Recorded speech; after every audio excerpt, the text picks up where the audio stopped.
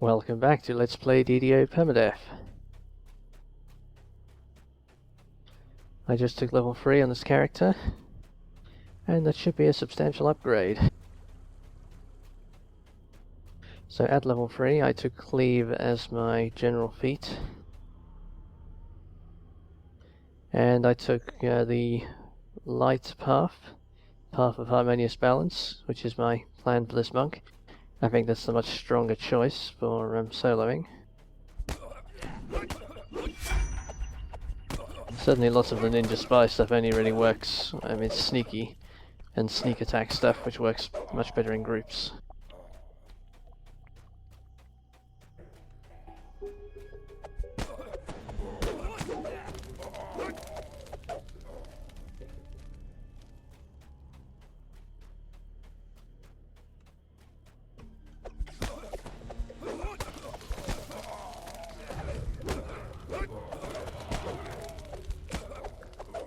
Yes, that's much more like it.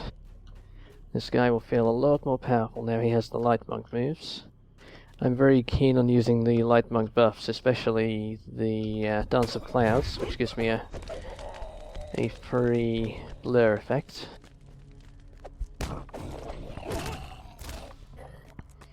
And the self-healing is nice too. Am I already scoring 2 points per hit on the self-healing? That would be pretty big, if I am.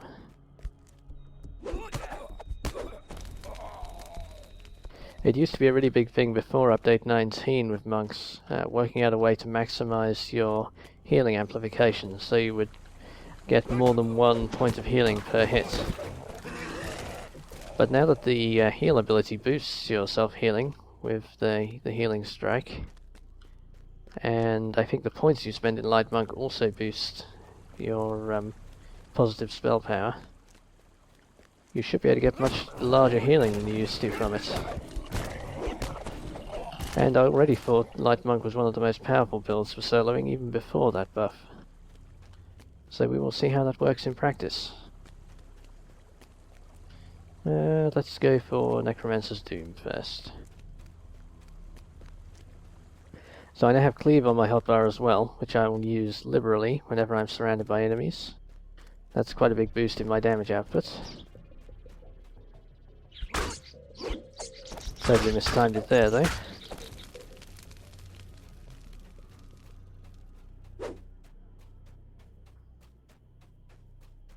Just getting used to the cooldown, as I haven't been playing on a monk very much recently. And I don't often take Cleave on... Cleave is the kind of feat that it's difficult to afford on most builds. Since it's not a core combat ability, I'd much rather take 2-weapon fighting.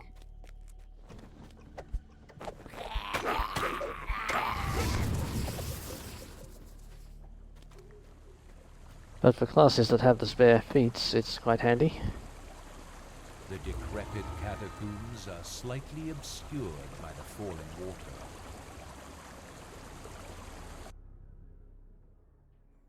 As to other things at level 3, I put my points in Spot, Balance, Heal, and Concentration. And the weight of dark stone.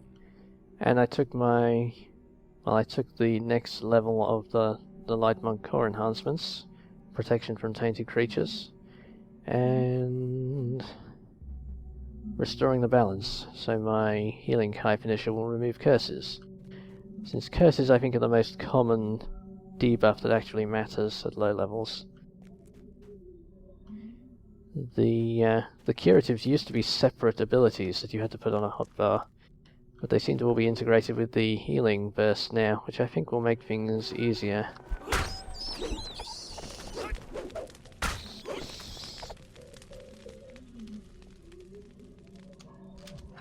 But I'm certainly interested to find out.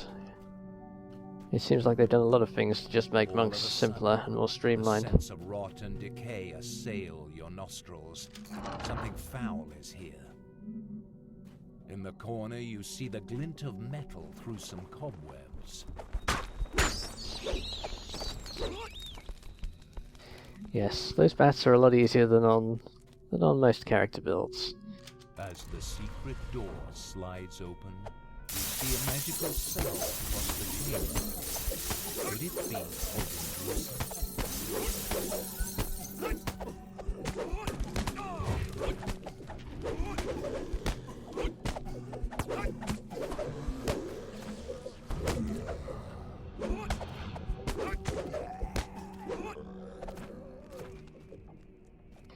Yes, you won't see many characters even at level 3 hold their own quite so well in that fight. Let's see. Doesn't really matter which way I go. It's amazing how much more powered up this guy feels already.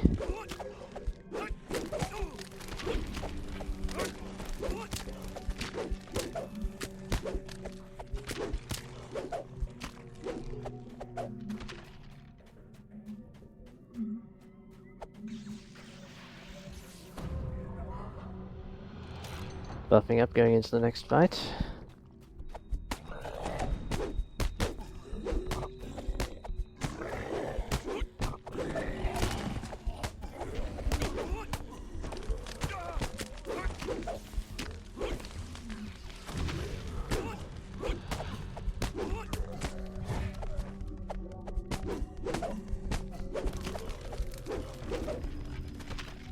Yes, there will be a lot of content on which this guy is basically almost impossible for the enemies to kill. Slow damage doesn't do them any good against this guy, which is nice. And paladins, for instance, make very durable solo builds. But I've had some really long fights on... And paladins, the great thing is they do well against fast damage, since they can throw lay on hands and just cancel it out. This guy does well against slow damage because he can just heal himself off the enemies. He doesn't really have any consumables, he just keeps going. They have to do damage fast or they're just wasting their time.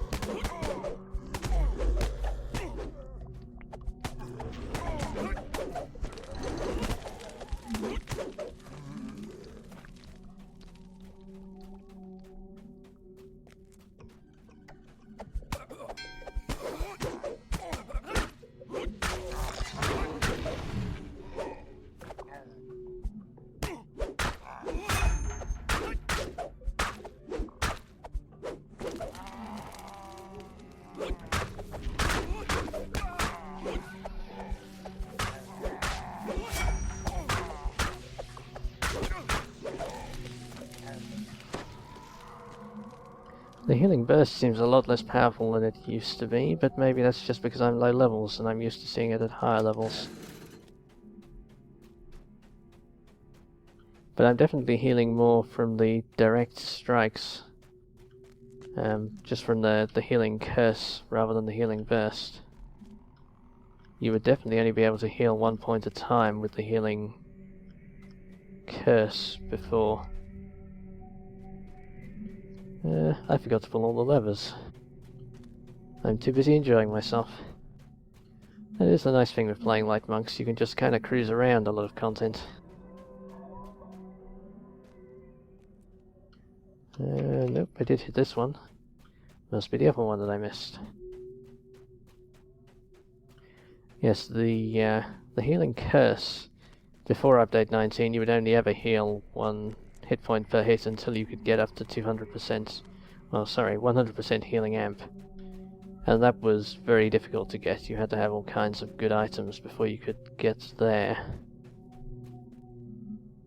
You had to have the monk healing amp both levels, the human healing amp both levels, the ship buff, and the Jits Tedka braces before you could get 100% healing amp. Now I seem to be sometimes scoring... Ooh, he's coming already. Jacoby Drexelhand stands before you, not alive, but not quite dead. He cackles as he swears vengeance upon you.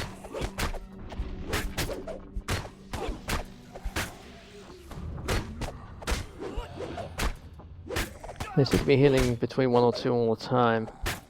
I wonder if it's just D2 healing now rather than 1 healing.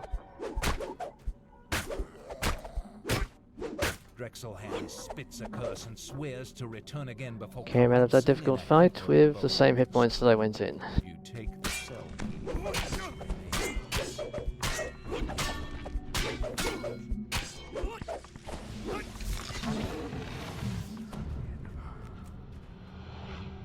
Okay, that was easy.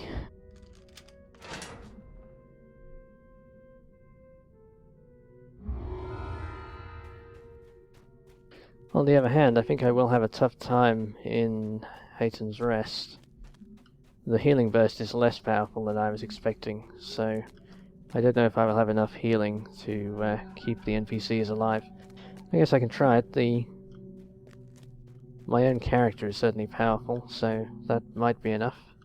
Cleave can potentially pull a lot of aggro.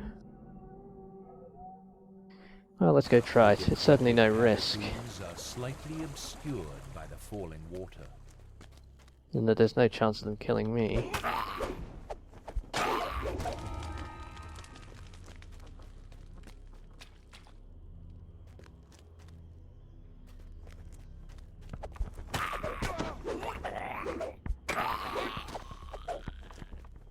So I may as well try it, and if I can't make it, I will just drop down to hard, I suppose. The rumbling falls converge into a small body of water.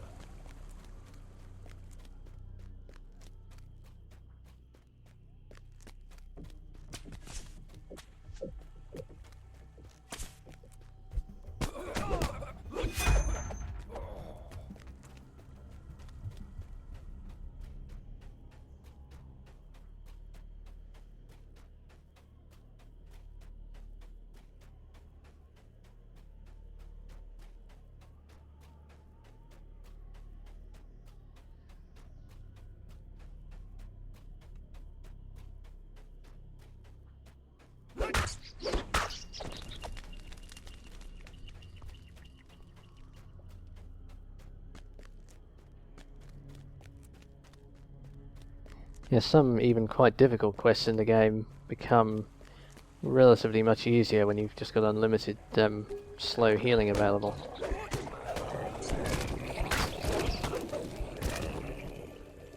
I remember playing through, what was it? A mangled sewer grate leads to an old abandoned Cannith manufactory. Oh yes, playing through Tomb of the Tormented in a group with the guild. Actually, I think it was just 2 or 3 of us. And one of the guys was a light monk, wasn't me. And I just said, well, just keep hitting them with Healing Strike and they can't kill you, basically. The zombies won't damage you fast enough. You enter one of the laboratories where decades ago, House Cannith, the doorway ahead has been boarded up. Oddly, the work looks very recent. So in something like Tomb of the Tormented, you can basically just go indefinitely. Which is handy in what is a very tough quest otherwise. He just kept the enemies tied up the whole quest while I got on with solving the puzzle.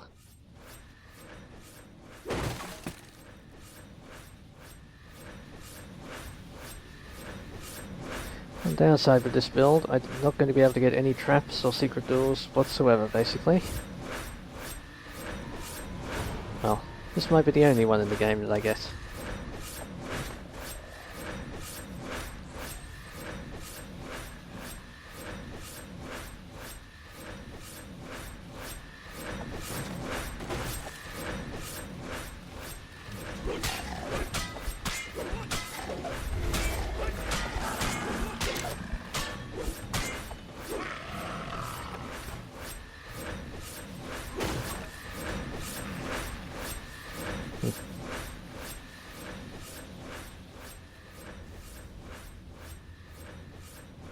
Cleave helps with getting through the barrels faster.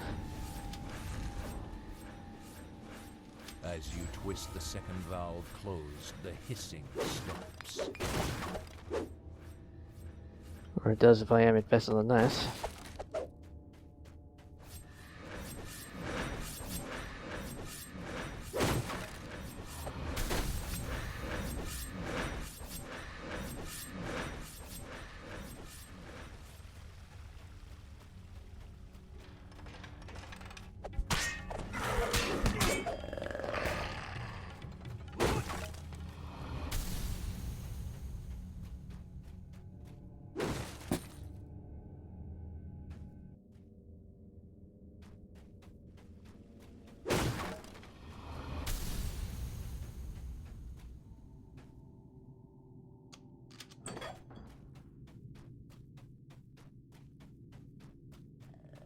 The next really big power-up for this guy will be when he has enough concentration. A magical barrier, humming with compressed energy, resolutely blocks your path.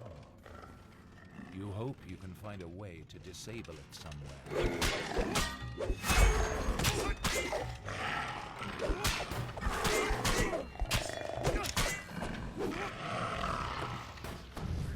When I have enough concentration that I have enough ki to throw a stunning fist at the very beginning of a fight, that will be an important upgrade.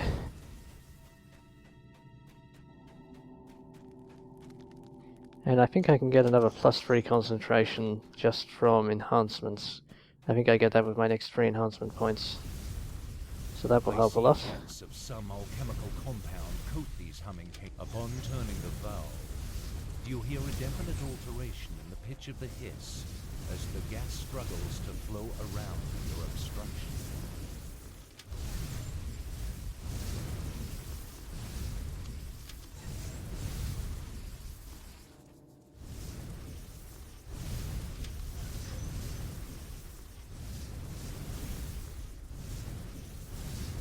Without the alchemical jets coating the Canith power crystals, you can now easily destroy them.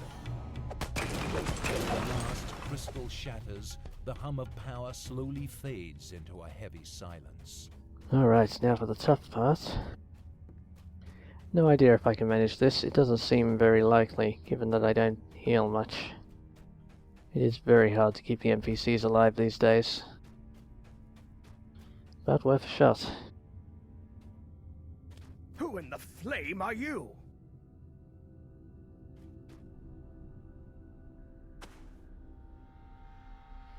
May as well see how high I can get my ki before this starts.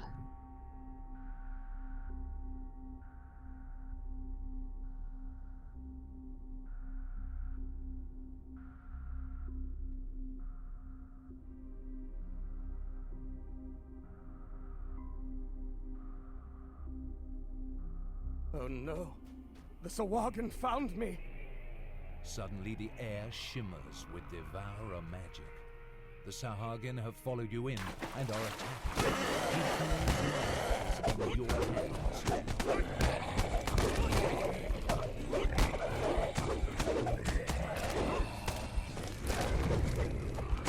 Okay, I've got Hate and Blurred, that's a start. Stay alert.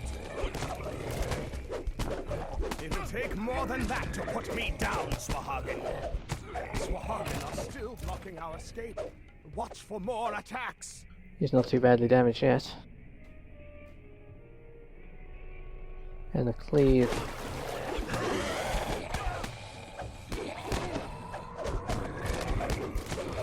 He's somewhat effective at getting aggro. Sahuagin scum, keep coming.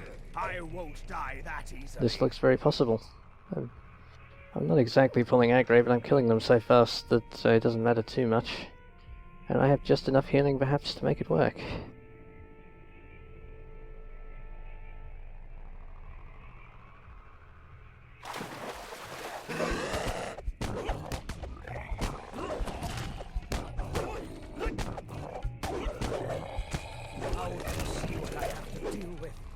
Once the Sahuagin get your scent, they won't stop until you're dead.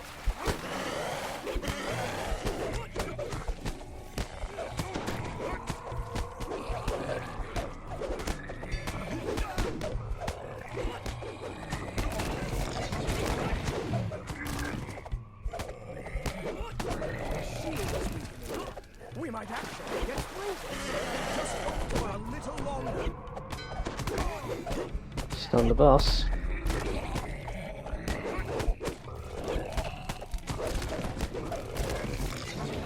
The Sahuagin magic is gone. We beat them off. This time. Hayden comes out full health. Surviving this latest attack. Perhaps you should talk to him again. I wasn't even paying attention to my health. Hayden's was okay though. Go now. Tell Ursa to hold the barricade just a little longer. Then meet Amalgam at the base of Misery's Peak when you're ready. With Hayden finally persuaded to help, the people of Korthos might finally win that struggle. And some fortification. That's very handy.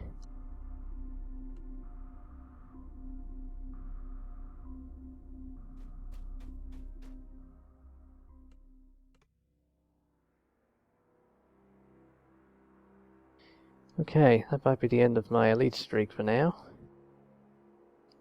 I think I might need to start looking at hard quests in the harbour next. A mangled sewer grate leads to an old abandoned Kenneth manufactory.